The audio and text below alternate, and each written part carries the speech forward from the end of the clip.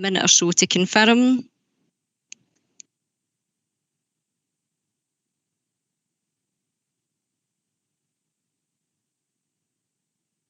Okay, that's it. So the meeting is now recording, and I'll begin taking the sitting for this meeting of the Finance and Corporate Resources Committee of Wednesday the 10th of November.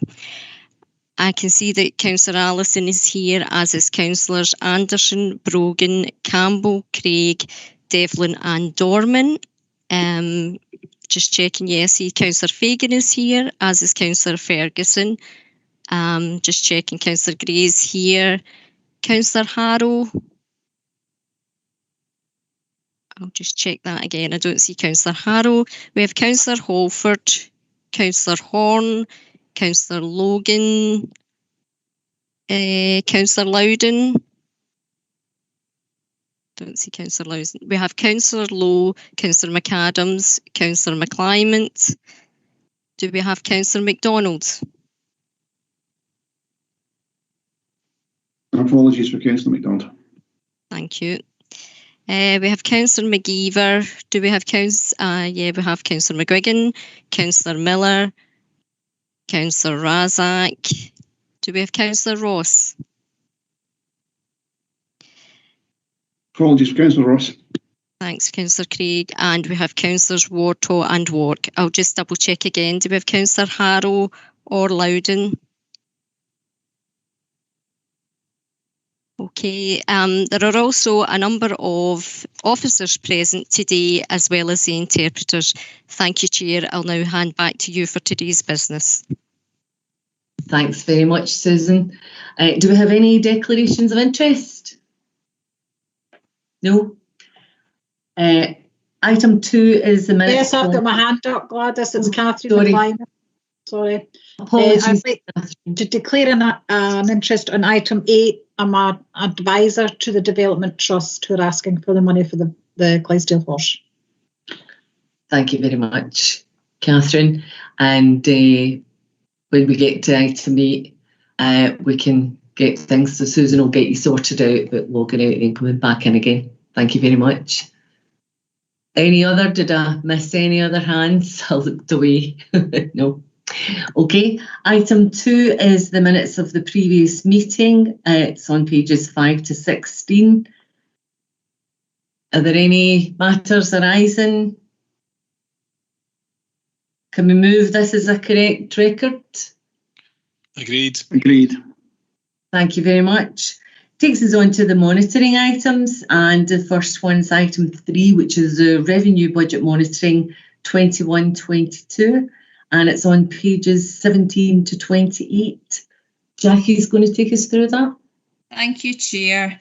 This is a revenue budget monitoring report up to the 10th of September. And as always, the financial position for the resource is shown in Appendix A, and for individual services, Appendix B to I. Financial implications are summarised at section 5 of the report on page 17. And we're reporting that there's an overspend of £6.3 million, but this is due to spend in relation to COVID. There's spend identified in Appendix I of £6.281 million, as well as lost income in our administration, legal and licensing section. If you removed the impact of COVID, then the resource would be showing a small overspend of £31,000. The spend on COVID is being funded by funds that we have received from the government. As I mentioned, the appendices from page 19 provide the details for each individual service, and we're asking that positions noted. Thanks, Chair. Thank you very much, Jackie. Are there any questions? Can we accept the report? Agreed. Agreed. Thank you. That takes us on to item 4, which is the capital budget monitoring 21-22, and you'll find that on pages 29 to 32. And Jackie's going to take us through that as well. Thank you. So covering the same period again, but this time for capital. So this is to the 10th of September. Again, section 4 of the report summarises the overall position. We have a programme of just under £3.2 million for capital for the resource. And as at the 10th of September, we had spent £378,000. That's slightly behind where we expected to be at this point in time. and that reflects the timing of spend in relation to the Caird Data Centre project. Appendix A on page 31 gives a bit more information around the budget for the capital programme, which all sits under our IT services. And again, asking that the positions noted. Thanks, Chair. Thanks very much, Jackie. Are there any questions? Can we agree the report? Agreed. Agreed. Thank you very much. That takes us on to item 5, which is the Finance and Corporate Resources Workforce Monitoring. That's July to August 21, and you'll find that in pages 33 to 40. And Kay's going to take us through that. Thank you, Chair. As you say, it's the Finance and Corporate Workforce Monitoring over that period. So just turning to the detail of the report, at section 4, you can see the attendance statistics for the report. So for the most recent period of August, our absence figure was 3.6%, giving us a projected figure for the year of 3.2% or 7.6 days. Of note, at 4.2 in terms of occupational health, we've seen an increase in comparison with the same period last year. But I would remind committee that at this time last year, we had some restriction in place round about occupational health. So that's not unanticipated. In terms of leavers over the period, with 6 leavers, and we managed to catch 2 of those in terms of exit interviews. There are no other matters of particular note in this report, and I'm just asking the committee to note the employment information, Chair. Thanks very much. Thanks, Kay. It was just the term catch. We're running out the door. That's it. Do we have any questions? Catherine? Thanks, Chair. It's not covered in this report, but I hope you'll indulge, Gladys, if you don't mind. It's just, I'm concerned about staff who are having to work from home, and obviously things are changing a wee bit and people are being allowed back in. Would I be right in thinking that the council will allow anybody who wants to work in the office come into the office 5 days a week if they choose to do so? Because there's very many different reasons why people no longer want to work at home and are finding it difficult. Heating alone, they don't normally have to heat their house. For social inclusion, there's many reasons why people want to work. I just want to be reassured that the council will offer them that the 5 days if they wish to take up the 5 days. Thanks. Kay, could you respond to that? Certainly, Chair. We have had some employees for a variety of reasons have wanted to come into the office. Some of them who quite simply struggle to work from home. It might be because of the setup at home, or alternatively their personal circumstances, or those that just find it hard from a needing to be sociable perspective. They maybe live alone. So yes, we've accommodated that in a whole variety of settings. We're still being very careful about managing attendance at work. So we're not insisting that people come back, and we're making sure that where people are coming back, that it's a managed process. Thank you. Thanks very much, Kay. Catherine, have you got Could you just indulge me then? So, Kay, are you saying that if anybody wants to work 5 days a week in headquarters or anywhere else, that they will be allowed to do that? No barriers. No, absolutely not. I'm not aware of anybody who has said they want to come in 5 days and been told no, they can't. And I'm sure I would have heard if there'd been something similar on the go. I've heard different, but that's fine. Might be a good idea, Catherine, to take that up with Kay afterwards. Certainly happy to get the detail of that to Councillor McClymont and take that up. Thanks very much, Kay. Any other questions? Can we agree the report? Agreed. Thank you. Agreed. It takes us on to item 6, which is the council-wide workforce monitoring. That's June to August 2021, and that's in pages 41 to 62. Kay, you're going to take us through that one again? Yeah, thank you, Chair. It's obviously the same period, but covering much more detail because it's the full council information in it. So at section 4, the council's absence rate for August, 4.7%, giving us a projected figure of 4.8% for the year, or 10.8 days. And as we've been reporting at committee, we've seen a changing pattern in terms of absence through the whole pandemic. At this point, we're seeing still musculoskeletal and psychological being our main reasons for absence, but we're seeing an increase in psychological conditions, very much, I think, balanced against this time last year, where we were not seeing the increase that we had anticipated. But I think we're seeing quite a spike in terms of respiratory conditions, not necessarily COVID. These are other respiratory conditions that are driving these figures at this point in time. And similarly, an increase in terms of stomach, bowel and blood conditions. As you would expect, at Section 5, you'll see an increase in terms of occupational health that matches that. In terms of accidents and incidents, not much of a change in comparison, down very slightly in comparison with the previous year. In terms of leavers at Section 8, our labour turnover over that period was 1.1%. And we're projecting 4.7 on the back of that for this year. Still very low, but we are seeing a slight increase in some areas and looking to see what mitigation we can take round about that. In terms of recruitment, we've got over 2,000 applications over the period. And in terms of those from we had 97 applicants from those from a disabled category, 51 of those being shortlisted for interview and 11 appointed, 71 applicants from a Black and ethnic minority background, 19 of those being shortlisted and 3 being appointed, and 23 applicants who declared themselves as veterans. And unfortunately on this occasion, none were appointed. Again, I'm asking the committee to note the contents of the report. Thank you. Thanks very much, Kay. Are there any questions? No. Can we agree the report? Agreed. Agreed. Thank you very much. That takes us on to the items for decision. Catherine, that's the first one coming up, item 8, the Common Good update. Susan can arrange to get you back in. I think we've missed out item 7, Treasury Management. So we have. And that's why Susan's my wing person. I was trying to reach for the unmute button. Sorry, Chair, you deleted. Item 7, Treasury Management activity. It's the second quarter review, pages 63 to 70. And Jackie's going to take us through that. Thanks, Chair. So this is our normal report covering the second quarter of the financial year. Same format as you've seen before. Section 4 covers market performance, which really picks up on the Bank of England base bank rate.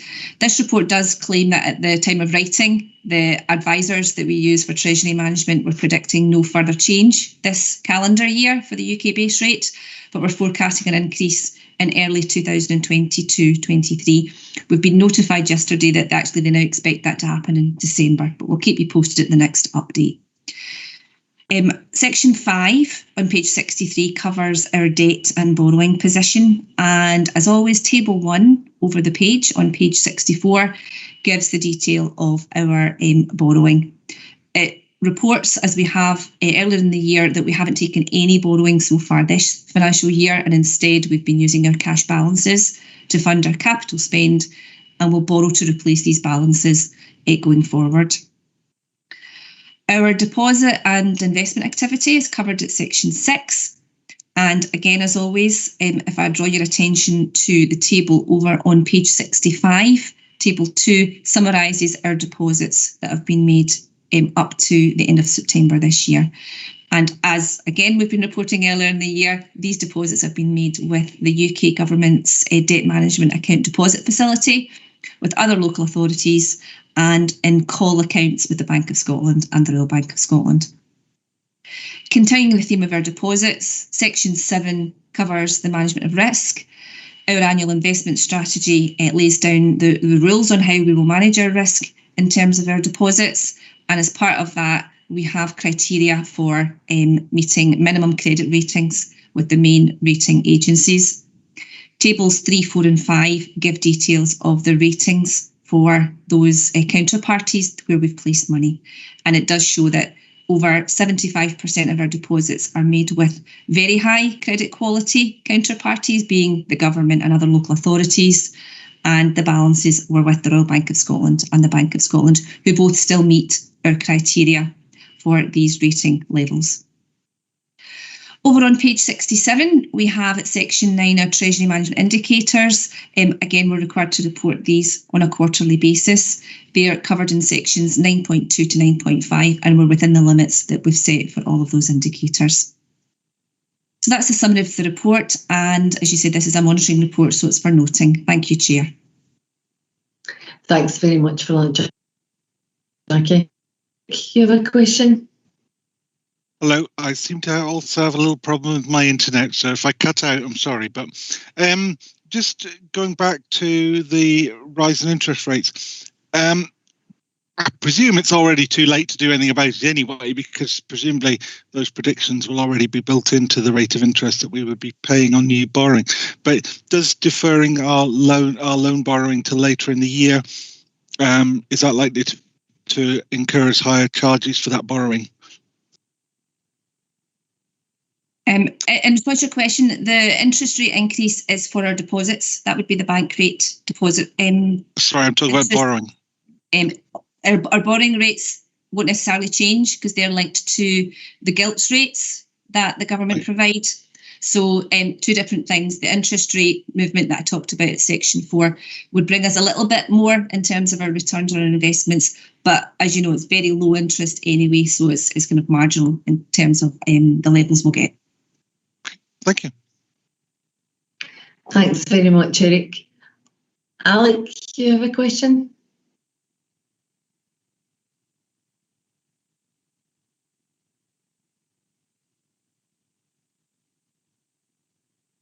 Alex, you're still on mute. Apologies, somebody's muted my computer. Jackie, the borrowing requirement, you're estimating £194 million, which is just under 20% of our debt at the 1st of April this year. I thought that looked high. Can you remind me what capital projects we have indulged ourselves in to require that level of funding? Councillor Allison, this is covering borrowing for the last 2 years. You'll probably recall at previous meetings we've said that we haven't borrowed because we had cash deposits available. So this is effectively the requirements for us to borrow for the capital programmes this year and in the last 2 years. So the capital projects that we've delivered includes our schools programme. That was one of the main areas we borrowed for. And I believe we borrowed for some roads project as well. But it is a funding part, one part of our funding programme for our overall capital projects. If it would help, I can get you copies of our capital programmes over the last couple of years just to illustrate some projects. Yeah. So just to confirm, that's 2 years worth of borrowing, or did you say 3? I think this is into the 3rd year now that this is a requirement to borrow for. Right. Okay. Thank you. Thanks, Alex. Any other questions? Can we agree the report? Agreed. Thank you. Right, now we're going on to items for decision. So, Catherine, if you want to log off the call, and Susan will invite you back in again. That item's finished.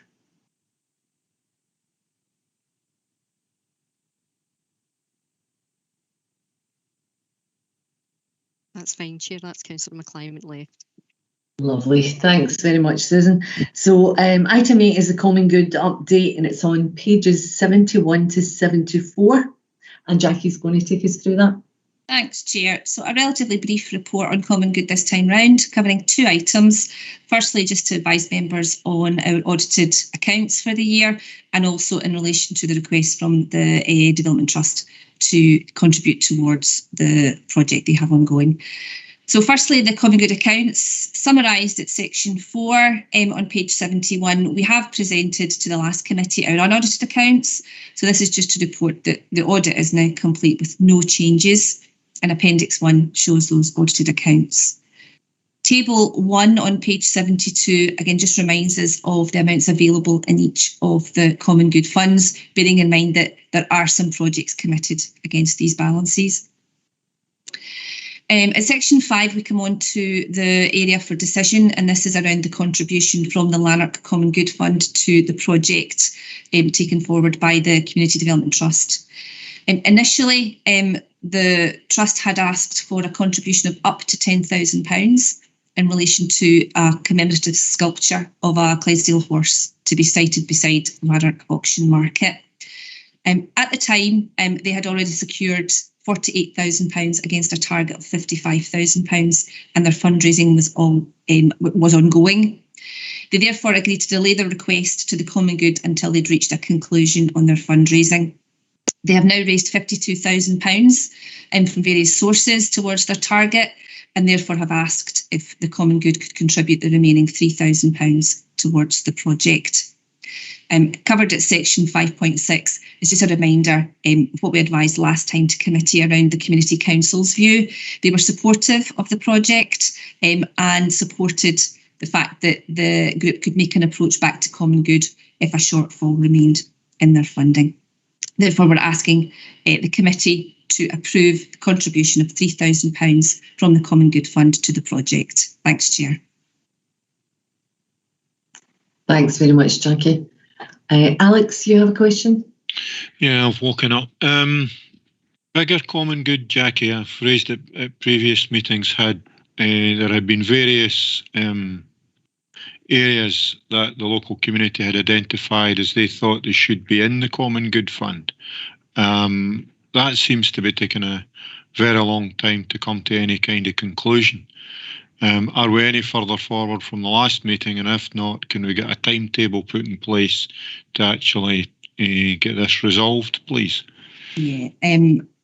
Our colleagues in Housing and Technical Resources have been working on this, as you know, and it has taken a piece of time. So what I'll endeavour to do is to get a timescale or when we should see a conclusion on that for you.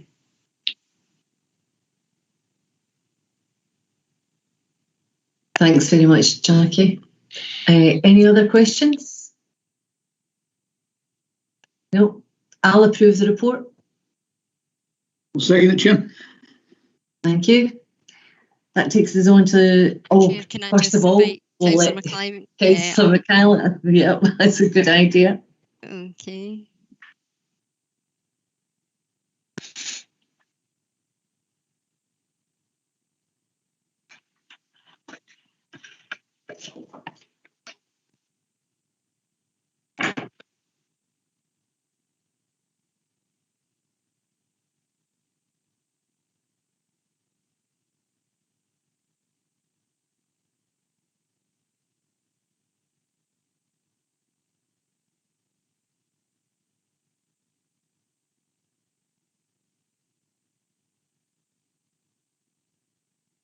Not in as yet, Chair. I've sent her the link, but she doesn't seem to be in as yet. I'll give it a couple of minutes. I'll give her a call.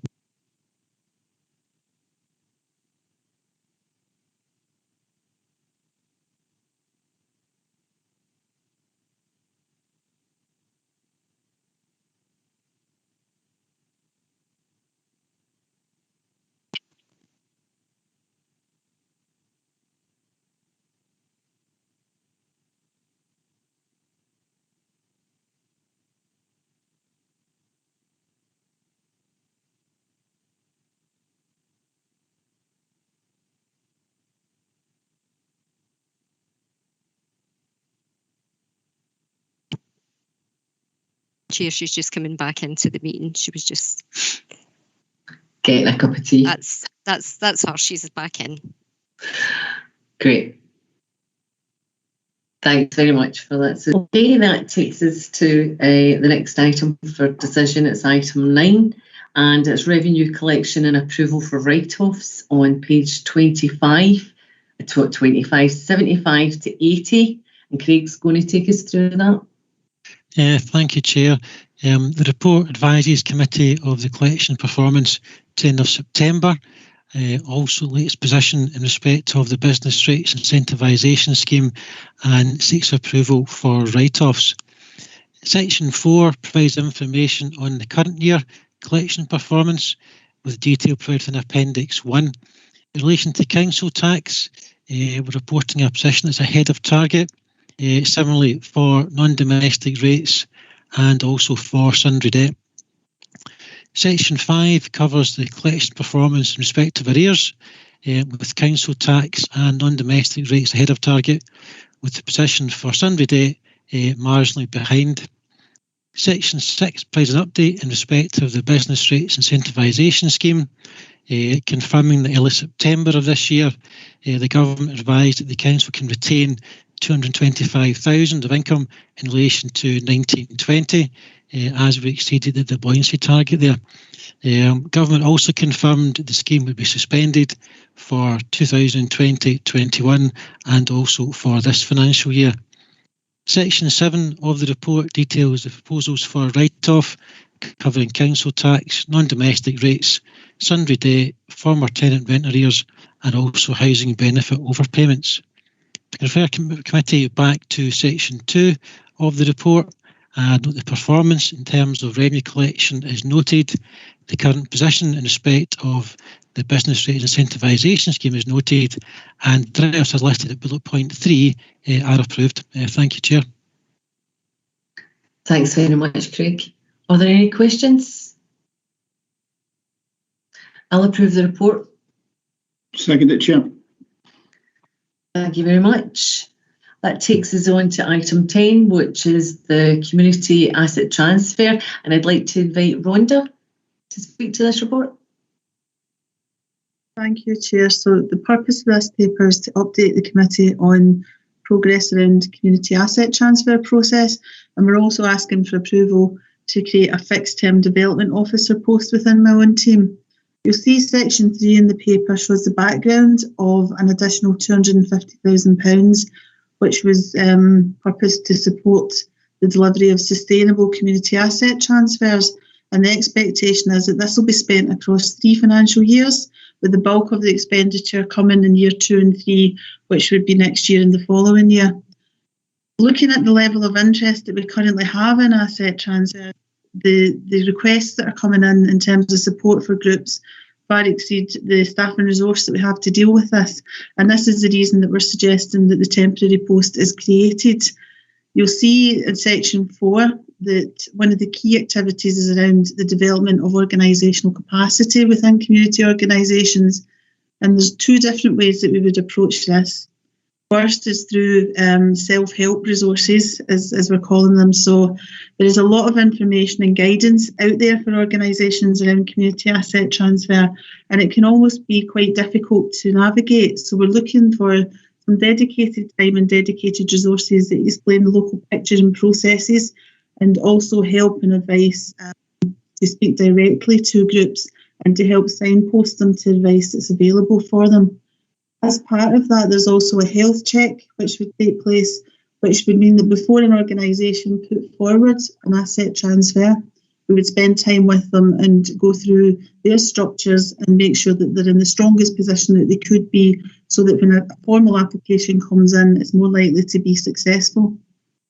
Alongside this, the other support for this part of the process would be around accessing other professional advice where the council is not in a position to provide this for various reasons, mostly to do with the impartiality and the separation between different types of advice and the specific types of professional advice that's needed.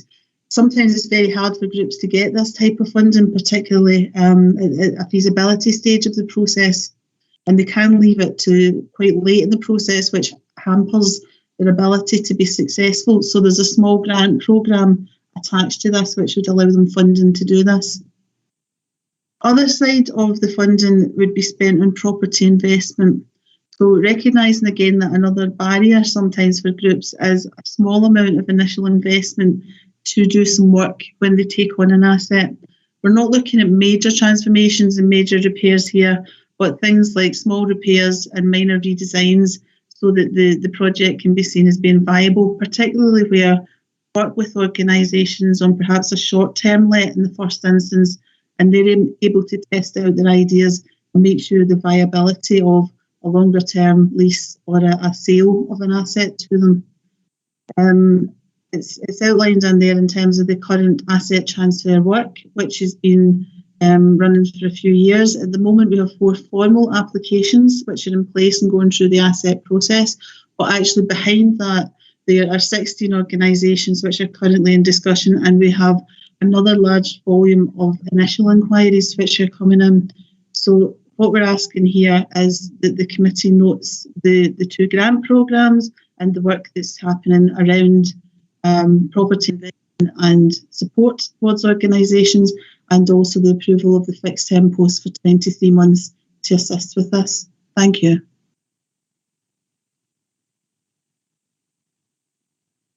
Thanks very much, Rhonda.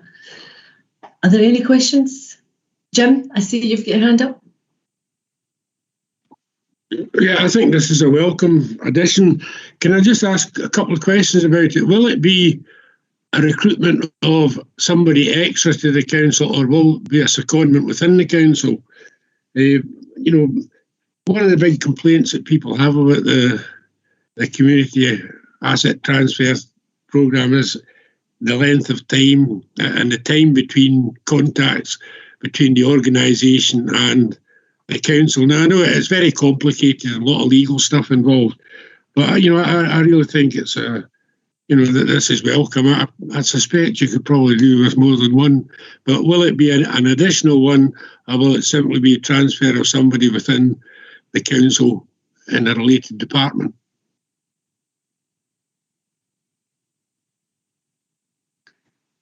Rhonda, could you respond to that question? Certainly, this would be an additional post that we're looking to create for the fixed term period, so it would give us another person who would be purely focused on this and should help speed things up. Thanks very much. Thank you. Joe, I see your hands up. Yeah, thanks, Chair. My question was really about the first of all, the responsibilities of the worker itself. Now, they're set out in the paper. A lot of the work would relate to issuing guidance and sort of guidance on the process. I'm just wondering, though, I think I'm right in saying we're a local authority that have yet to have a dedicated community asset transfer policy. And I understand there are other local authorities that do have dedicated community asset transfer policies, and that's not one of the, unless I've misunderstood it, but I don't think that's one of the responsibilities that we're suggesting that this officer would have. So I'm just wondering, in terms of the general update with community asset transfers, where are we with the development of a community asset transfer policy that ultimately is going to govern their work and the wider process? And within that, what is the process likely to be? Because this, from what I can gather, I think this development officer is going to have to talk people through it and guide them through it. So what can you tell us just now about what that process is likely to be? And that I assume will be set out in black and white in the document. And I suppose there's a question then about if we've got about 4 applications, I think it says in the paper, that are actually formally that we're dealing with. I think Jim's alluded to, is there actually going to be, this is a temporary post for 23 months, are we actually going to have to require additional staff in addition to that, if we can only manage that number there just now?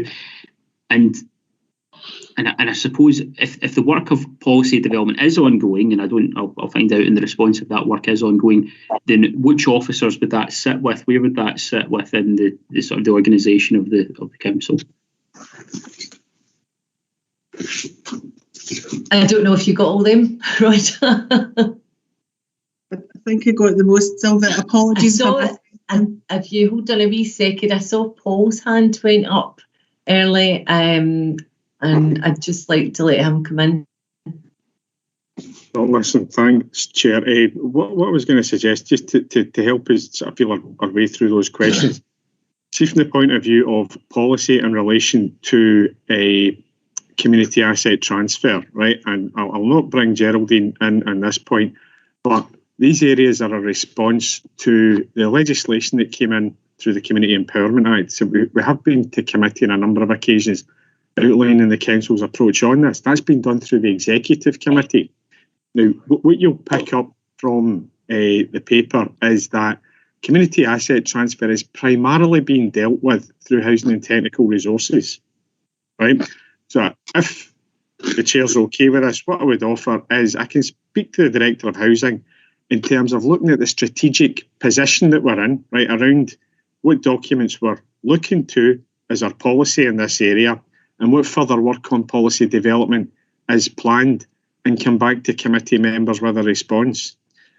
The role around this team and the positioning of this post in that team is about the outward community-facing engagement part of this. So that probably leads on to the next part of the answer, Councillor Fagan, which is about the responsibilities of the post, I think.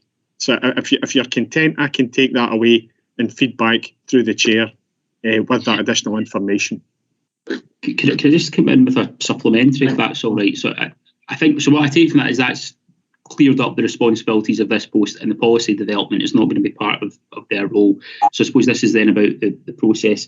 In terms then of, I'm aware of the documents, I've sat in these other committees where we have different documents that look at different aspects of the, our approach to community asset transfers, but my understanding is we are expected, I don't know how strong that expectation is or if it's a legal requirement, but we are expected to produce a dedicated community asset transfer policy.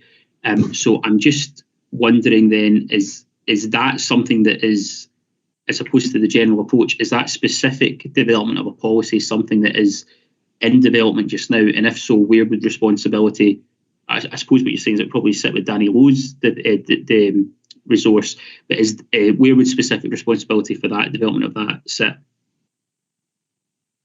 Okay, right. So, what I'm saying is I'll take that to the Director of Housing, right, in terms of those responsibilities. One of the responsibilities that we do have under the Community Empowerment Act in relation to community asset transfer, and I'll probably look to Geraldine on the detail of how this is dealt with, is that we report on asset transfers on an annual basis, right, or that a document's prepared on an annual basis that outlines approaches that we've had in the progress of those. So in terms of legislative requirements, that is part of it, right? And we do that and have done that since the Community Empowerment Act came in. But what I'm saying is I'll pick up, in terms of development of further policy in this area, that issue with the Director of Housing and come back to the committee through the Chair. Thanks, Paul.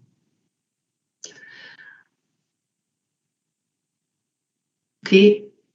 Catherine, I see your hands up.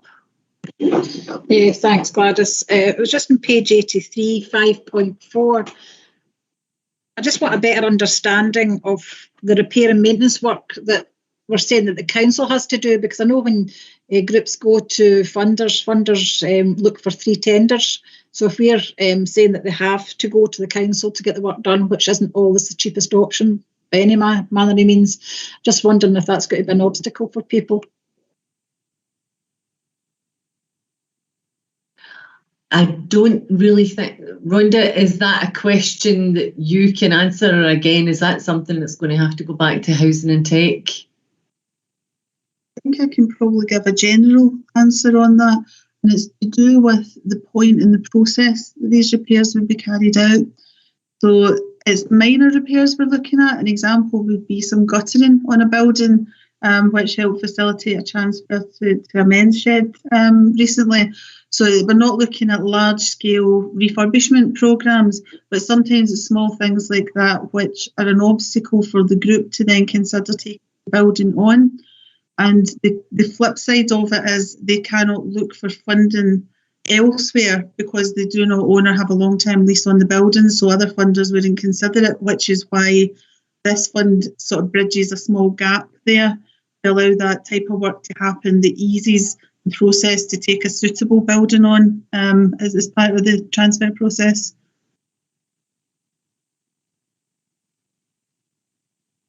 Thanks very much for that, Rhonda. Are there any other questions? I'll approve the report. Second it, Chair. Thank you very much. That takes us on to item 11, which is the consolidation of service delivery, and that's on pages 87 to 90. And Tom is going to take us through that. Thanks, Chair. Yeah, this a very grand title for quite a simple report, I think. It involves a small adjustment to the establishment in my communications and strategy team. And you'll see sections 3 and 4 are essentially background, and they include a quite brief summary of how my service has changed in recent years to live in a modern, more digital world.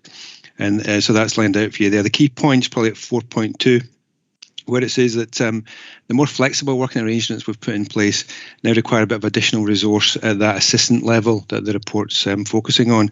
So the proposed change is laid out at 5.2 in the report, and it essentially involves an upgrade to one post, although at section 6 you'll see that that's been funded by removing a current half post. So that means that overall there's a net reduction in the employee budget. So the recommendations are to note the report and approve that change in the establishment, please. Thanks very much for that, Tom. Are there any questions? I'll approve the report. Agreed. Thank you very much. That takes us into the items for noting. Chair, just to say Councillor Ferguson has his hand up. I'm not sure if it was at the previous item. Grant, is that for the previous item? Is that for the consolidation of service? It's in relation to item 12, Chair. I'll just quickly read this statement here. Thanks, Chair. I wanted to make a quick comment on item 12. Live streamed meetings, subtitles is the topic. As I work full time, my diary can often clash with members' awareness sessions. So I'm grateful that the members' awareness sessions will include a BSL signer. I also appreciate that the addition of the links to the agendas in the paper on the YouTube front screen, they're helpful. This is to help some of the deaf community understand what is being discussed when following the YouTube subtitles and the committee document. I understand that technology for online is moving very quickly, and I believe it won't be long before subtitles are actually going to be available on streaming videos. So that was just my comment there. Thanks, Chair. Obviously read my mind. I was just going to say, can we agree to accept the items for noting, colleagues? Agreed. Agreed. Agreed. Thanks very much. I don't have any urgent business. I'd just like to thank everybody for their attendance this afternoon. Thank you very much. And Susan, you can stop the recording now, if you would. Thank you. Thanks, Chair.